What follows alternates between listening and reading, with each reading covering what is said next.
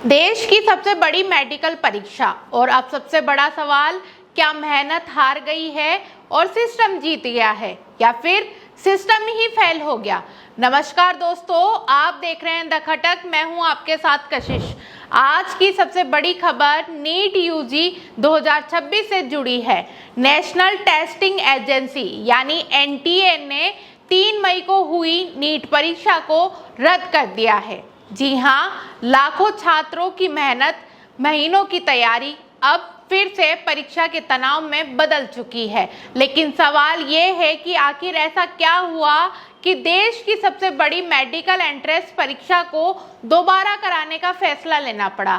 कैसे 50 से 60 लाख रुपए को लेकर सोल्वर गैंग मेडिकल सीटों का सौदा कर रही थी और कैसे एक एमबीबीएस स्टूडेंट पूरे रैकेट का मास्टरमाइंड निकला।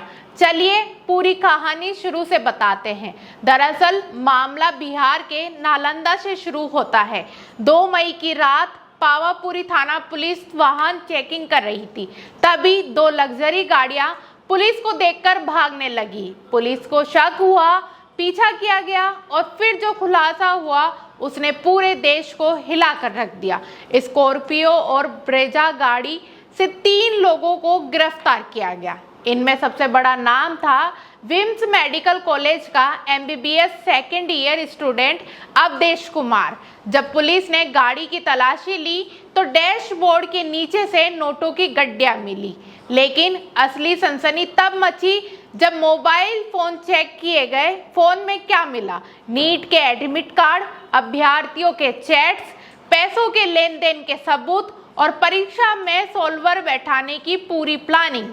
यानी असली छात्र की जगह कोई और परीक्षा देने वाला था। पुलिस जांच में सामने आया कि ये गैंग नीट पास कराने के लिए 50 से 60 हजार रुपए तक वसूलती है। पहले 1-2 लाख रुपए एडवांस किए जाते हैं, फिर फर्जी तरीके से परीक्षा केंद्र तक पूरी सेटिंग की जाती है। पूरे रैकेट का मास्टरमाइंड बताया गया उज्जवल उर्फ राजा बाबू, जो खुद पावापुरी मेडिकल कॉलेज का छात्र है।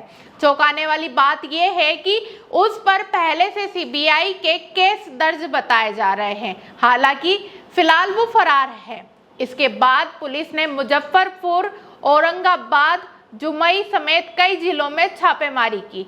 कुल 7 लोगों को गिरफ्तार कर जेल भेज दिया गया है। इनमें डॉक्टर का बेटा भी शामिल है। लेकिन कहानी सिर्फ बिहार तक सीमित नहीं रही। राजस्थान से भी बेहद चौंकाने वाले इनपुट सामने आए। सीकर, झुंझुनू और देहरादून से एसओजी ने 13 संदिग्धों को हिरासत में ले लिया। जांच में पता चला कि परीक्षा से पहले छात्रों तक हाथ से लिखा गैस पेपर पहुंचा था और सबसे बड़ा खुलासा, 720 में से करीब 600 नंबर के सवाल मैच होने की बात सामने आई। बताया जा रहा है कि केरल में एमबीबीएस कर रहा एक छात्र 1 मई को ये प्रश्न सिक्कर भेजता है और फिर वही सवाल परीक्षा में दिखाई देते हैं। अब SOG social media chat, call log और पूरे नेटवर्क की जांच कर रही है। अब सवाल ये उठ रहे हैं, क्या ये सिर्फ गैस पेपर था या फिर संगठित पेपर लीक? इस बीच एनटीए ने बड़ा फैसला लेते हुए पूरी नीट यूजी 2026 परीक्षा रद्द कर दी है।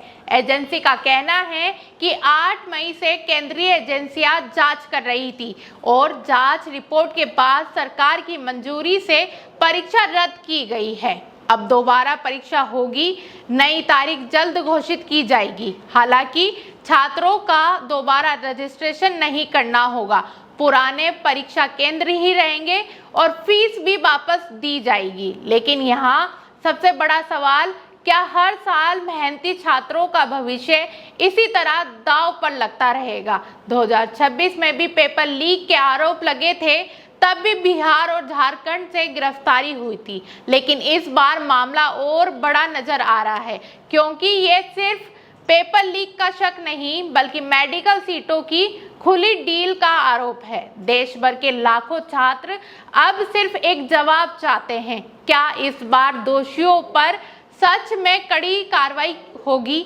या फिर कुछ दिनों के शोर के बाद मामला ठंडा पड़ जाएगा। फिलहाल नीट 2026 रद्द हो चुका है और लाखों छात्रों के सपनों पर फिर से अनिश्चितता का साया मंडरा रहा है। इस पूरी खबर पर आपकी क्या राय है, आप हमें कमेंट करके बता सकते हैं और ऐसी ही तमाम अपडेट्स, वीडियोस और खबरों के लिए देखते रहिए द खटक।